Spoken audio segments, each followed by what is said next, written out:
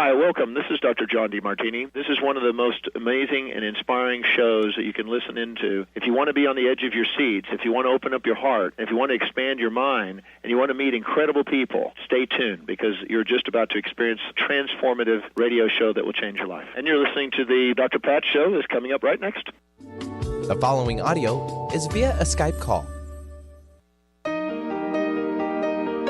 Welcome to the Dr. Pat Show. Talk radio to thrive by. Powerful, inspiring, and coming to you live, bringing you stories of people like you and me, busting through and living life full out. Get ready to dare to wonder what your life would be like if you knew you could not fail.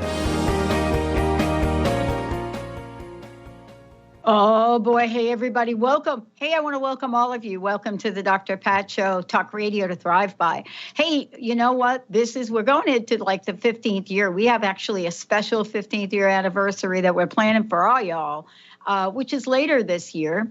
And it actually pinpoints the date 15 years ago, the date that I said yes to this. And then, opened my mouth and magically here I was with all of you. And so we have a little celebration. We've got lots planned, and we've got a lot that we're revealing to all of you as listeners. One of the things that you have said and shared with us is that all along the way, this is the kind of talk radio conversations that you wanted us to bring forward. And we've been changing it. We've been fine-tuning it and created an entire network based on your feedback. And that is something we're excited about, and we're excited about sharing with you how we are moving forward in this direction in the honor and the spirit of all of you. And so we cannot thank you all enough and love your feedback. 2 days ago, we got the upgrade to create our websites and redesign them with new technology. So you're going to start to see us. We're going to give ourselves a facelift. We're not going to have to pay, facelift prices. So all of the above, you're so important to us. One of you has given us a new name outside of calling me the Oprah of Talk Radio and Benny calling me Pistol Pack and Patty. Now you have called our network the Disney of Talk Radio and the Disney of Podcasting. And it took me a while to figure out what you meant. And I actually emailed one of you back who doesn't want to be named, she who will not be named, and asked, why is that so? And what you said was what today's show is about. You know, we're bringing you 2 hours here on the Dr. Pat Show of storytelling, you know, the best of the best. And we're starting out with Varla Ventura's Paranormal Parlor. What does that mean? Gold Seances, Tale of True Hauntings. You know, many of you have heard me share my story of my first venture down this road. But beyond all of that, it's this idea of how we tell these stories. You know, we tell them with positive meaning, with life-changing effects and results. And that's what Varla has been doing all of her life. So today, get ready for this, you know, this fabulous author, this storyteller, this person that has been out there, you know, that has looked at the paranormal and said, hey, look, this is what's going on for real. And I want to share this with you. I want to tell you about these. I want to talk about that which is lurking about. And by the way, you know, it still happens out there. How absolutely thrilled we are about what we're doing and how we're doing it and why storytelling is so important. Have you ever thought about for a minute why we are so drawn in to some of the movies and television shows that we are drawn into? Varla, it's great to have you. Well, thank you for having me, and congratulations on your anniversary. I enjoy your show so much, and I am happy to be back and be a guest again. It's always an honor. Well, you know, this is like, we are totally having fun. I love talking to you. It's like, come on. You know, the world is so changing, and it used to be, if we go back in time, you and I do that for a minute if we could. We go back, let's go back maybe 50, 60 years ago. This idea, maybe even longer, when we first started to see the kinds of storytelling that was happening through radio as well as television. And it was masterful. And it was about ghosts. It was about, I mean, can you remember when Hollywood decided to come to the forefront? The first movies were about, you know, what happens in the world, the storytelling, the occult. I mean, it was really interesting. Now, fast forward, right? What are some of the top grossing movies we have out there? What are they about? And, you know, when we think about this and we think about our lives and what's being presented to the public and what the public wants, the message is so clear. And it's a spiritual movement. It's a believement in something greater than ourselves. And I want to ask you this, you know, what role are women playing and how have you incorporated that into your paranormal parlor? Well, it's very significant for women. The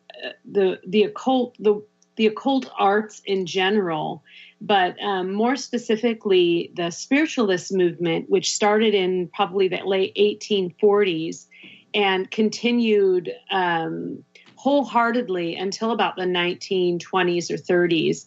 And this was a movement now people have always believed in life after death and spirit communication. That's always been something that, you know, since the ancient Greeks, we're dabbling in the oracle and ways to speak to gods and goddesses and the beyond. But this movement specifically during a time when things were somewhat buttoned up in terms of a society, especially in the United States and England, where this movement was really taking place, most heavily in the United States, you had women in pretty limited roles in society. You could be either in the, you know, upper echelons because you married well or you were born into a wealthy family, or you were driven to a life of, you know, poverty, prostitution, scullery maid, things kind of that nature. If you fell somewhere in between those and you had, you know, married all right, but you weren't, you know, and you weren't necessarily a working woman, you were very confined with what you could do. There weren't a lot of professions for women. You know, you could be a teacher, maybe. You might, as I said, you might marry well. Maybe you'd be like a barkeep, but there really weren't as many professions. And while there were women who were writing during the time, they certainly were writing in a man's world.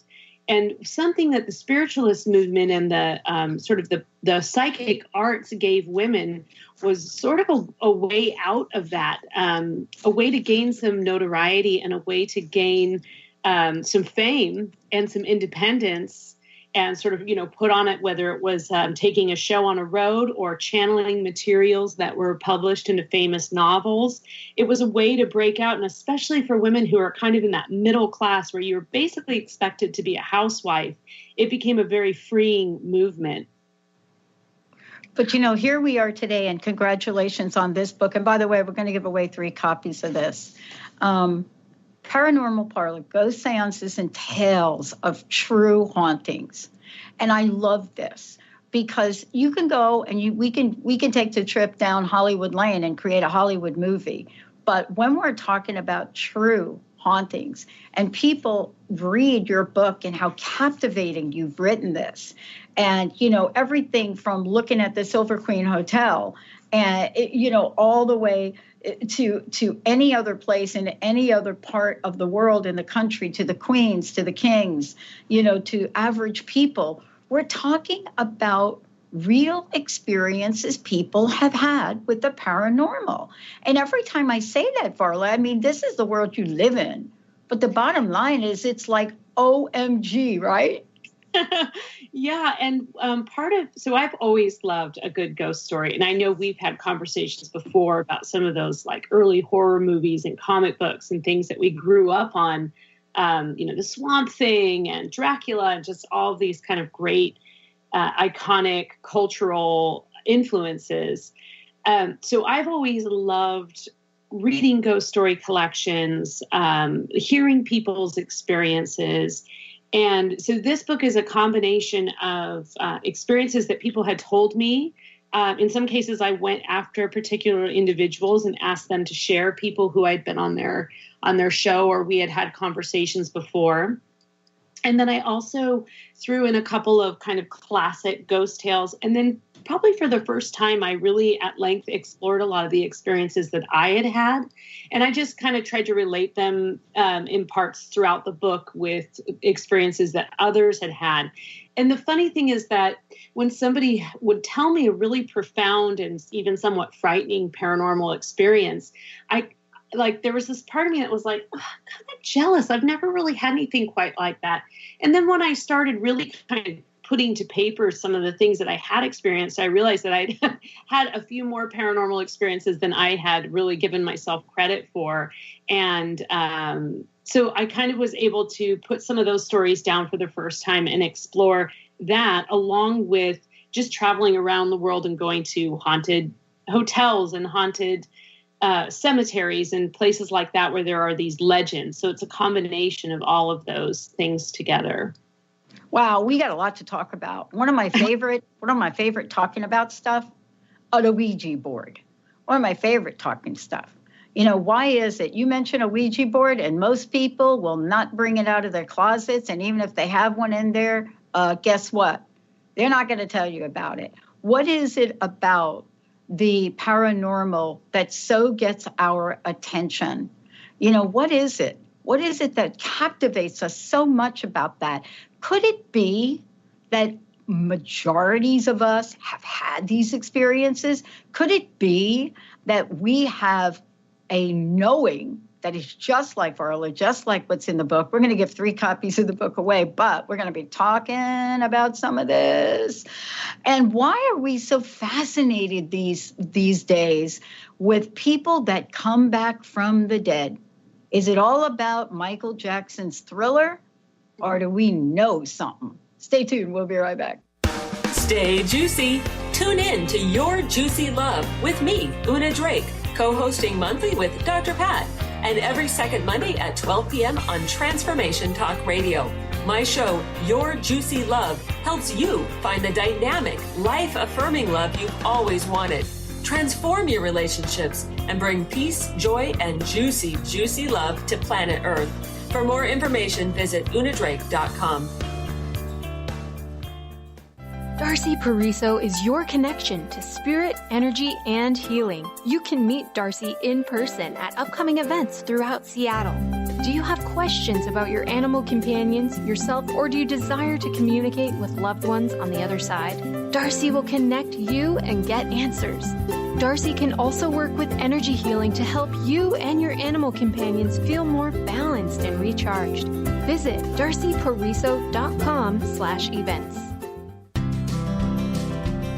This is Debbie Pokornik with a moment for standing in your power. Self-control begins with noticing how different feelings present themselves in your body. When you're feeling sensitive, for example, your chin might quiver, tears might well up in your eyes, and your voice might catch in your throat. Anger, on the other hand, might appear as tension in your jaw, back, or arms, along with clenched fists, heat in the upper torso, scowling, and a strong desire to yell. The more aware you become of your body cues, the easier it will be to recognize when you're on the road to disaster. Choose the emotions that cause you problems, then start noticing and logging the body cues that come with them. For information and to work with Debbie, visit empoweringnrg.com. That's empoweringnrg.com. Dream on, fly high, and live adventurously on The Laura Meeks Show. Tune in each month on Transformation Talk Radio as host Laura Meeks guides you in finding your unique gifts and bringing them to life. As a certified life coach, speaker, and veteran bomber pilot for the U.S. Air Force, Laura knows how to follow a dream. She is ready to support you so you can dream on, fly high, and live adventurously. For more information on Laura and her work, visit flyhighliving.com. Are you ready to attract abundance, release stress, look and feel younger, all from your smartphone? Get Pure Light, a free mobile app with audios that transmit powerful frequencies to shift anything in your life. Created by some of the world's top energy healers, these audios have created miracles, often quickly. Enjoy the latest in conscious technology and download Pure Light today. To find out more, visit purelightaudio.com. Oh my God. Is that the theme from Halloween? No, The Exorcist, but close. Oh, The Exorcist. Oh, they're kind of close, right? Yeah, but I'll grab that one too for you, Pat. Oh, like, that. Oh my gosh. I mean, yeah, we can't even talk about what Halloween did for that holiday, that movie, what the movie Halloween did for that holiday is exactly what Jaws did for people who never went into the ocean again Right. after seeing that. But today we're talking about, the things that we know. You ever stop for a minute and look over your shoulder? You have a funny feeling, that you're not alone in a room. Varla Ventura is joining us here today with her Paranormal Parlor, Ghosts, Seances, and Tales of True Haunting. Fabulous book. Can you give a copy of this away right now? 1-800-930-2819. 1-800-930-2819. The questions that I have for you are like never ending. I'm just always amazed. I mean, I sit and I read these books and I forget for a minute that I'm actually reading this because I know we've got this interview, but I'm like right there. I'm right there, whether it's being right there, in the middle of reading the experience of a Ouija board story, or reading about the Fox sisters, or about the startling seances. Of course, where? In San Francisco. Where else would they be? You could see it happening in San Francisco, right? But we have these stereotypical views of how ghosts and seances and tales of true hauntings, of how they show up. So, if you are sitting in a house in New Jersey and you are like me in the Bronx and you see things that you can't explain, it's not as easy to really represent yourself. But here you are bringing true stories to life. Here's what I want to ask you. I want to ask you two questions. I mentioned the Ouija board, but before we do that, first copy of the book, give it away. 1-800-930-2819. 1-800-930-2819. Here we go. And we're sitting and we say Ouija board. And honestly, you could pretty much clear a room. How did the Ouija board get that rap? And is there any truth to the fact that we should be a little bit cautious with the Ouija board? Or is there discovery that can happen just like you found? Or both? Well, yeah, I mean, it's a little both. I mean, for one thing that comes to mind when we wonder why people immediately kind of cringe, and it's pretty common that people will go, oh, I'd never use that, or I used that once and they had a strange experience. And the thing is we're so fascinated with the afterlife and life after death and what happens when we die. And here is this tool that points to letters of the alphabet and spells out words and can say yes and no and goodbye. And that is giving a voice to something that we can't see. And I think that is what adds that sort of element of terror or fright. Just like sometimes you hear now we have EVP recordings. This was like the original EVP recordings where you could get an answer to something. Now, some people, I have had so many people tell me experiences, both negative and positive. My general belief is that it is like any tool. When used, it can be very effective. When used responsibly, like any tool. I've never been a person who would walk into a haunted house and scream at a ghost to talk to me.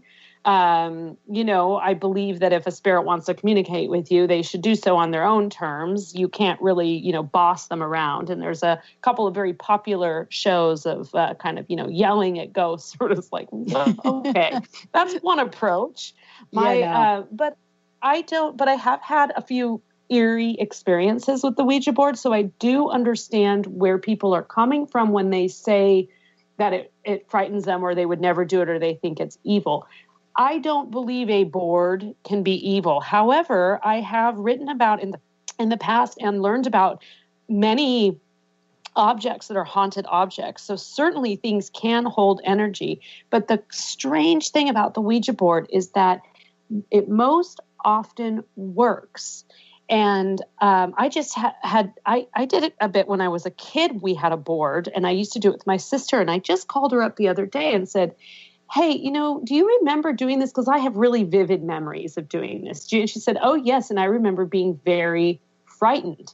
I didn't remember being frightened. I remember being like kind of surprised, because I just thought, was she pushing it? And she insisted she wasn't.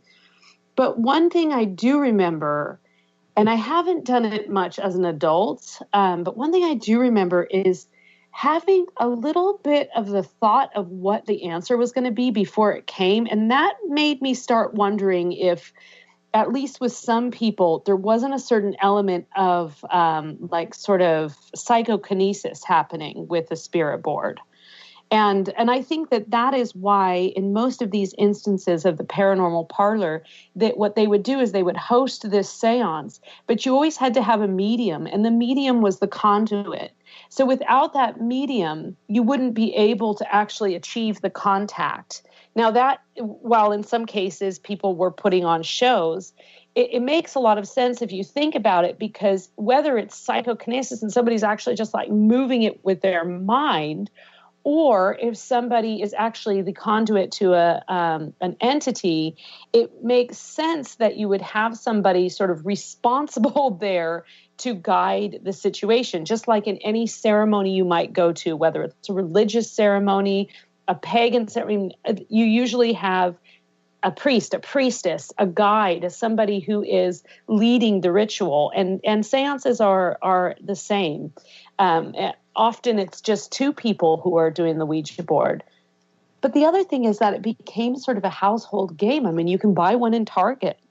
So there's something about taking this element of common paranormal activity and just putting it on your shelf next to Scrabble that really, I think, disturbs people's sensibilities. And they do. And I have had a lot of people tell me that they think, Ouija boards are evil and that they are the work of the devil. I personally do not believe that. I believe that it's an object, and it's a tool. It's just like a crystal ball or any other form. But those things have to be used responsibly. Someone could say they're reading your tarot cards, and they could pull cards, and someone could pull a card trick on you. It all falls in that same realm. And I'm not equating that with being, negative or positive. I'm just saying I feel that, it does get a bad rap.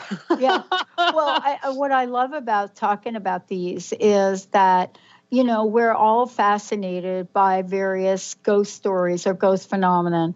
The movie The Sixth Sense, I did more for our understanding and surprise in a very kind and gentler way. But, every day there is someone that is experiencing something, and similarly to the stories that you have in the book. But don't you find that it's hard for people to stop and say, wait a minute, I just had this experience. Do you find women are more open to having paranormal experiences than men, or does it not matter? I mean, clearly, if you watch the X-Files, the female character in that movie is like the skeptic. But what's your experience? And is it that women come through more in bringing messages forward? The only thing I think that makes a difference is sort of the inherent communication style, and that women do tend to be more open with talking about their emotions and their experiences, and so they do share a little more readily. But I would say that, including the contributors to my book, actually majority male. So I don't think it's necessarily male or female. I think anyone can have the second sight. Anyone can have that gift and have that experience. How you react to it can be quite different. I do think that, as I said before, that the psychic arts do tend to attract women because it does give you a way to, many psychics and, even people who read cards professionally, they naturally want to help. It's sort of a healer role. And you find that with people who are sensitive in general, male and female, that they have a certain, they feel a duty or a responsibility to share what they know.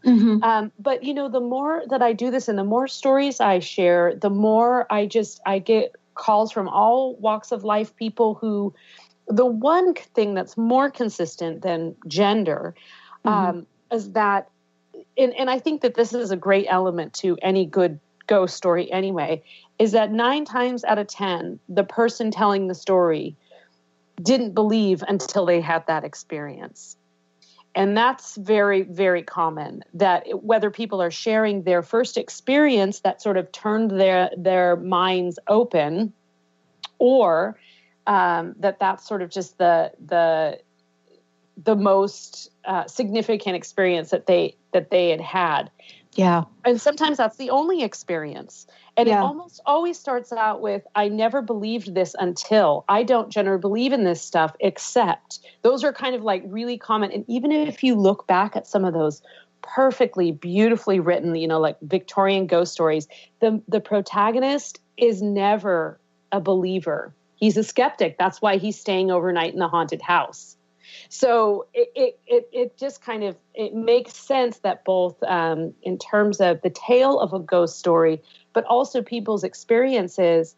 And the other thing is, and this happens to me, when I've had paranormal experiences, when you're having that experience, you very rarely sit there and say, I am talking to a ghost. You just experience it. You might rationalize in every way that you can that this is not trying to find a reason that you're hearing these sounds or feeling these feelings. In that moment, you're not necessarily frightened. You're just trying to be logical and experience. Yeah. So you're just sort of naturally experiencing. It's after the fact, when you start processing the fact that you realize, that's when the fear kicks in, or when you're retelling it, you realize, wait a minute, very simple example. I have a story in the book about, I'm laying in bed and I feel, it feels like a cat climbs on my feet and kind of presses the blankets down, right? We know that feeling. And I'm thinking, oh, it's so nice. And then the next thought is, oh, I don't have a cat. And then that repeated 2 or 3 times, where it was like somebody was sitting on the edge of my bed. But the very first thought I had was, oh, that's nice, the cat. And then I don't have a cat. Okay. Oh my gosh. Let's take a short break. When we come back, we're ready to share some stories. And I'm going to ask Varla to go through and give us a little sneak peek, some snippets from her fabulous book, Paranormal Parlors, Ghosts, Seances, and Tales of True Hauntings. And for those of you out there, you want to chime in, you got a story, you got a question, 1-800-930-2819. 1-800-930-2819. And we love to give copies of the books away. Stay tuned, everybody. We'll be right back. Take your own journey with the angels with Claire Candy Hoff's Heaven Sent Guided Angel Meditation CD. Letting go of concerns and living in the now. This beautiful CD walks listeners through practical exercises to help free them from the burdens, worries, and concerns of daily life. Walking a quarter of the way across the bridge, you see a bright, emerald green light and sense a loving presence. This is Archangel Raphael's green healing energies, nourishing and revitalizing you. Take a moment now to bathe in this green healing light. Giving you much more than just relaxation and stress release, this wonderfully narrated CD provides vivid visualization, soothing and inspiring music, and an angel's choir that will bring you peace, clarity, and a newfound awareness. Visit angelhealinghouse.com today. Interested in deepening your spiritual practice? The School for Esoteric Studies offers online training to spiritual seekers from all paths of life and individual coaching. Our courses synthesize Eastern and Western spiritual traditions based on meditation, study, and service applied to everyday life. To learn more about our courses and services, please visit www.esotericstudies.net. Defining success and putting minds to work. With the Higher Learners Career and Leadership Series, Rudy Racine will help you craft your personal definition of success, offering support and guidance as you move forward towards your goals. Take the leap. With the right mix of focus and motivation, anything can be achieved. Tune in every first and third Monday at 12 p.m. Pacific, 3 Eastern, and for more information on Rudy Racine and Higher Learners, visit Rudy's site at higherlearners.com. That's HIRE learners.com. Knowledge Book Radio with Marge Fatasic has a special gift for everyone out there.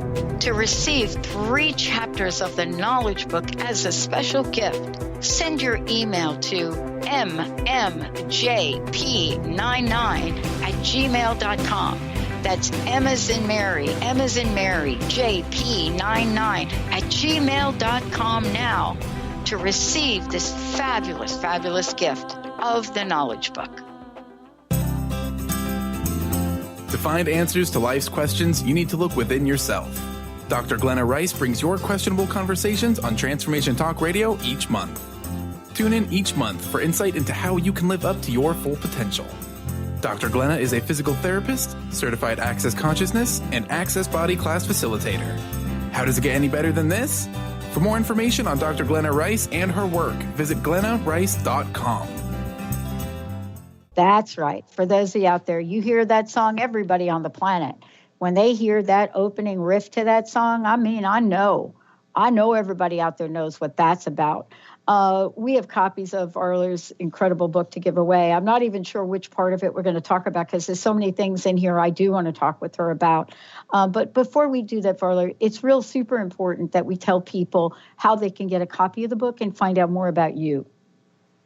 Oh, thank you. Yes, you can visit my website, which is myname.net. So it's varlaventura.net. And I have links to all the books and upcoming interviews and the rare appearance. I have a couple speaking engagements this year, but mostly it's radio interviews and excerpts from the book and where to get the book. Sweet. Also, how about social media? How can we follow you on the social media of social medias?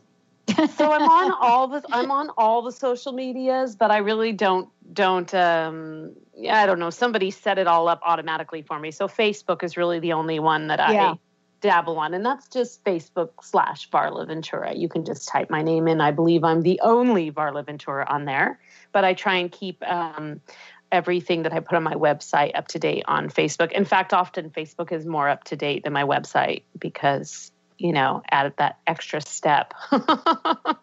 Awesome.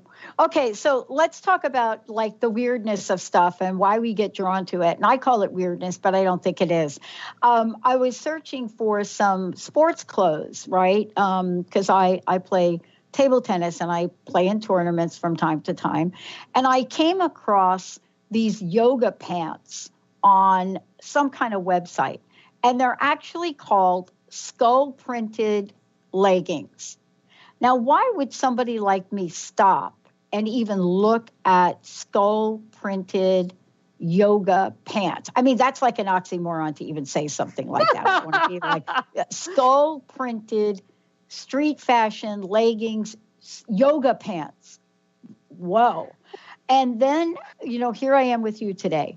There are so many places we can go in the book. Clearly I've got a couple of my favorites, but I want to ask you this question. Out of what you've put in here, I want to know which of the stories that you want to share that not only surprised you, but may have had an effect on you personally.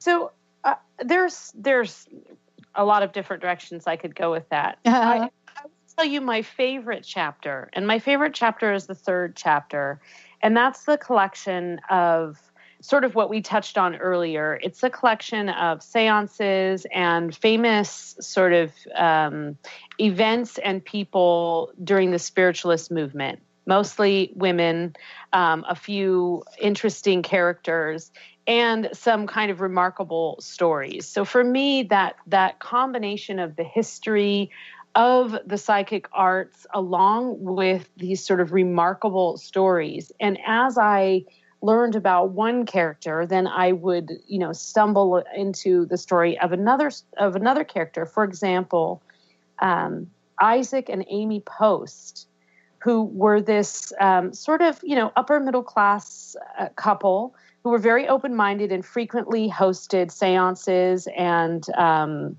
had people sort of, in their home. Well, it was also very interesting because they were abolitionists as well. And this was pretty common. People who were part of the spiritualist movement tended to have an open mind. And so they were very open-minded about race and the future of the country in terms of laws and slavery and women's rights to vote. So you would find, women's right advocates alongside these people who were hosting, seances. And so what I love about Amy and Isaac Post is that in the same home, in the same parlor where they had the Fox sisters and had these kind of famous seances and paranormal parlors, they also hosted Susan B. Anthony and Frederick Douglass.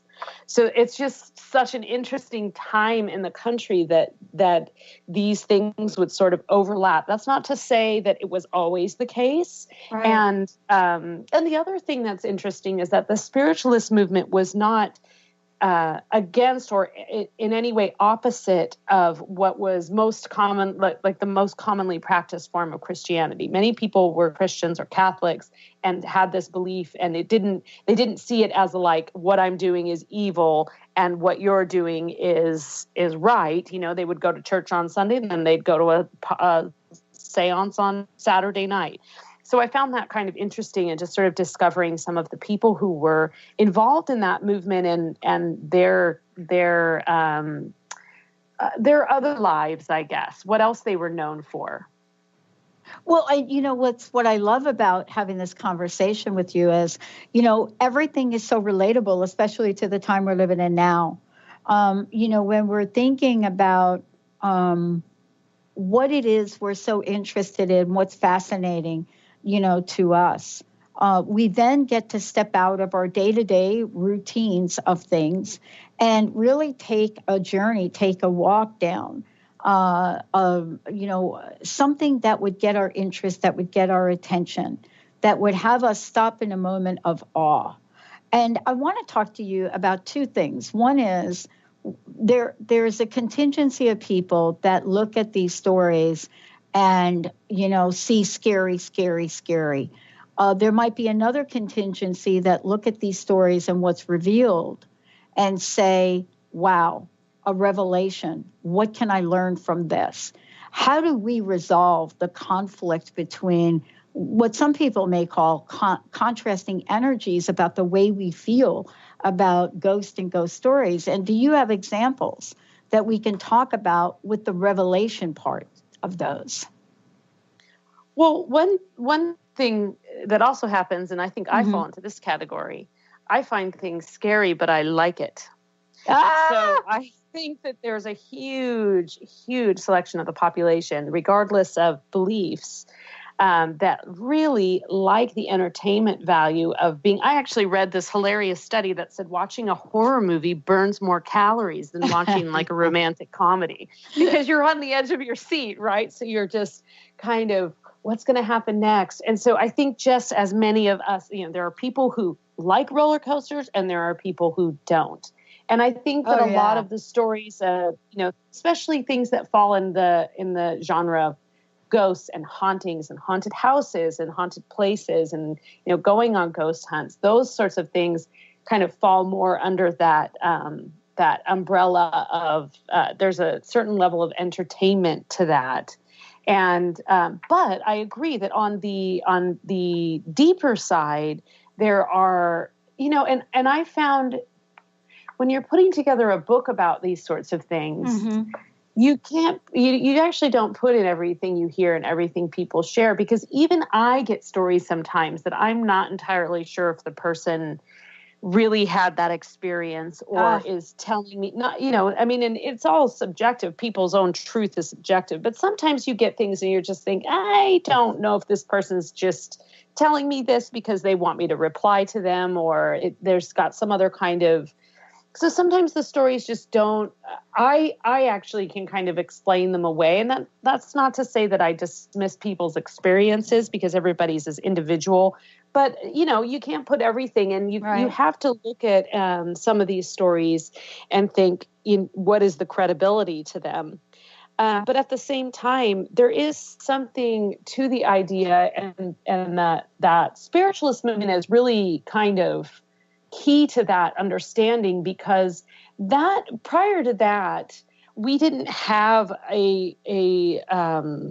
it wasn't as acceptable to consult a fortune teller or things of that nature. And if you're thinking about the times in which it became popular, you have Victorian and Edwardian times, into like through the Civil War and into the very kind of ended after World War I was when this movement was really the most popular prior to World War II. And so you have people who are looking for answers, not just in terms of life versus death, but the world at large, right? Those were very, very changing times, Industrial Revolution, all kinds of things were happening on a planetary level that, just in terms of history, that were changing the face of how we interact as people.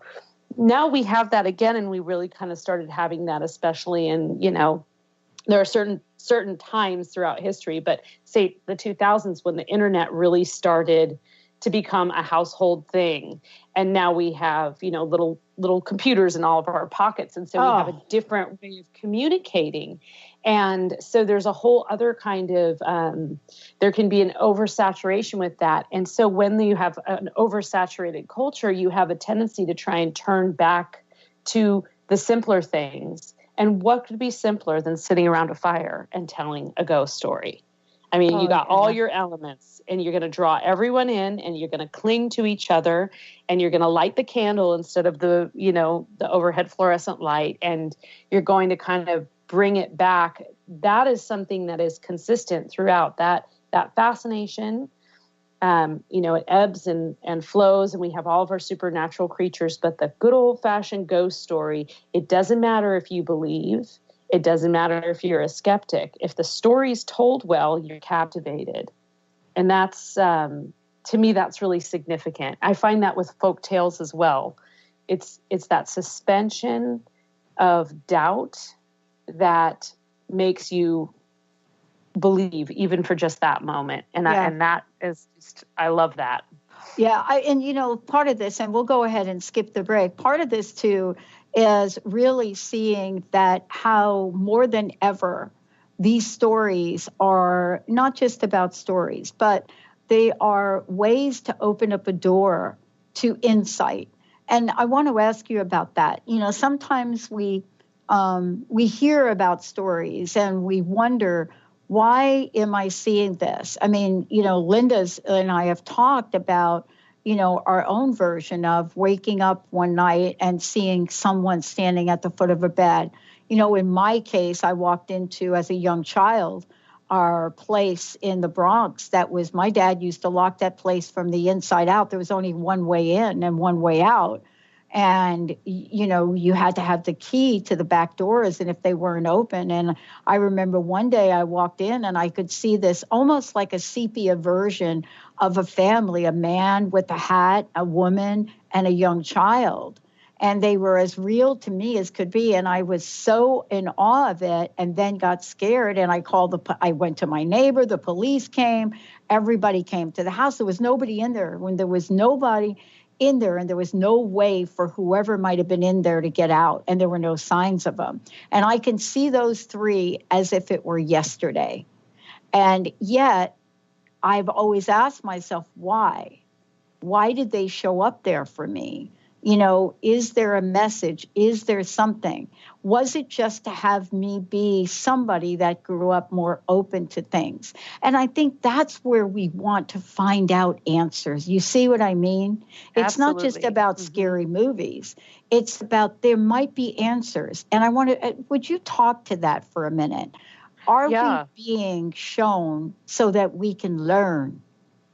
Yeah, like that transformative moment where you know that you cannot explain this away. And that happens time and time again. And there's a belief that in order for someone to become a healer, they have to go through some sort of grave illness or experience some kind of major transformation. And I think that that's very true with the ability or the experience with the paranormal. That in order it does change who you are fundamentally, because if you can't explain that, you realize that you don't have the control that you'd like to think you have. Yeah. You don't have control over, you don't have all the answers, and you can't explain that away. And I do think, and it was very common, especially in, 15th, 16th century Ireland, to really honor people who could see the fairies. And it was very integrated into life. Okay. You have the second sight. We have never really had that experience in Western culture in the United States. I think that, Aboriginal and Native culture has had that and does have that. And of course, our Western culture tries to hold on to some of those teachings. But we, as a, modern culture, we don't always have that understanding of not understanding. And again, we have our computers in our pockets. So you can't think of an answer, you Google it. Yeah. So there's something, right? So there's something about you can't stand that frustration of not knowing.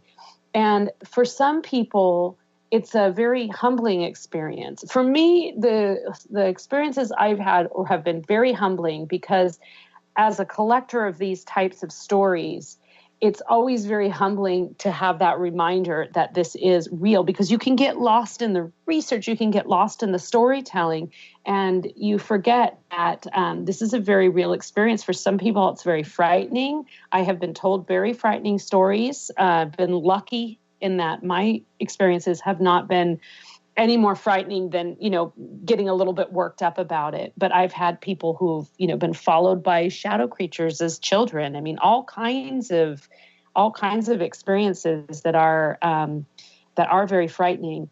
But I do try, and whenever anybody, writes to me and says, especially I have a fairly young audience for a lot of my material. There's quite a few teenagers who are interested in weird facts and stories about mermaids and things like that. And so I do get from time to time, messages from pretty young people, teenagers.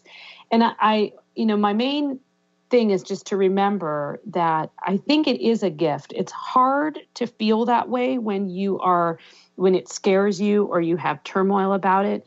But it's a gift, as you said, that changes your life, and it does give you an ability to be open to something that is beyond. And I had a very good friend when I was in my 20s who he heard voices, and he had been kind of tormented most of his life, because he felt that he was borderline somebody. If he couldn't tell very many people, because he thought he could potentially be institutionalized. But he didn't hear just any voices telling him to do anything. He heard voices of ghosts in specific places, in historic places. And he once told me that, some people, the ghosts will gravitate toward. Other people have a certain energy that they, the ghosts kind of just, it's like a resting spot, and then they move on, so that you might not actually have the experience, but that you aren't combative. And so I think that, there's more than just one kind of experience. There's more than just seeing. Sometimes you hear, sometimes you feel, sometimes you're participating and not even realizing that. And sometimes it will frighten you. Wow. But sometimes it can be. Well, exactly. Exactly. And, part of this too is we stop for a minute and we get to think about, our lives and meaning. And I'll tell you, I've thought back at experience I've had like that. And, what I've come to learn a little bit for myself is that I really do believe when I get an insight or see something like that, I don't really question it. I ask the question, what is it you want me to know? Because that seems to be that seems to be what's happening for me. Like, what is it you want me to know? There's something that you want me to know that I'm not getting in my everyday learning in my everyday life. I'm just not getting it. Absolutely. It's like the secret language of signs, right? It's like paying attention to those little things that happen that, and everyone can have, you're thinking of someone and then they call you, or you see something on a billboard and it reminds you of somebody, and then you run into them in the store later. Those kinds of little things are kind of constantly happening. And I completely agree that, when you have those they're like little hits. It's like a little bit of insight, and it's good to think of them as a gift and not dread them or fear them. Yeah. Well, I got to thank you for today. And again, want to ask you this last question. What's your personal message? And again, tell people where they can find out more about you and get their own copy of the book. Well, you can visit me on my website. It's varlaventura.net, or you can find me on Facebook. It's Facebook.com/Varla Ventura. You can get all my books anywhere books are sold. So they're available in all the major retailers and brick and mortar stores. And my newest book just came out June 1st, so it should be shipping widely. And my personal message, I'm a lover of the strange and a lover of the weird and the unusual. And I guess my message is, don't fear what you don't know. Get to know it. Awesome. Thank you so much for today. Thank you for all that you do. And much gratitude for you bringing these conversations to all of us in a really cool and fun way. You really are a genius when it comes to this. And thank you for doing that. Well, thank you, Pat. It's such an honor, and I really, that means a lot. So thank you so much for having me. You bet. We're going to take a short break, everyone. We're not done. We got more coming up here on the Dr. Pat Show. We'll be right back.